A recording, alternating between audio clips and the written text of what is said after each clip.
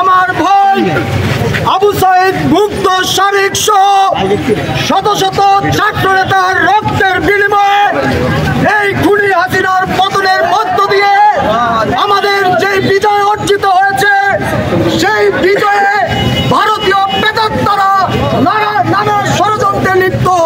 তাদেরকে হুঁশিয়ার করে বলে দিতে চাই, তাদের প্রতি সম্মান রেখে বলছি, আপনারা এই ছাত্র ভাইদের রক্তের সাথে বেইমানি করবেন না। বাংলাদেশের পক্ষে থাকুন, ভারতের দালালি করবেন না। দায়িত্ব পেয়েছেন, সেই দায়িত্ব পালন করতে যে আওয়ামী লীগের দালালি করবেন না। বলতে চাই, আপনি আওয়ামী লীগের দালালি ছাড়ুন, অবিলম্বে আপনি পদত্যাগ দিন। আপনি শহীদ ভাইদের রক্তের মর্যাদা রাখতে পারেননি।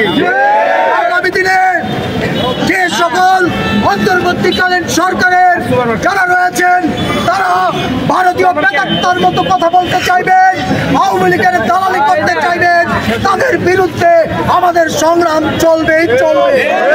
আমাদের ছাত্র ভাইদের যারা হত্যা করেছিল, সেই সব খুনিদের অবিলম্বে গ্রেফতার করে ফাঁসিতে ঝুলাতে হবে।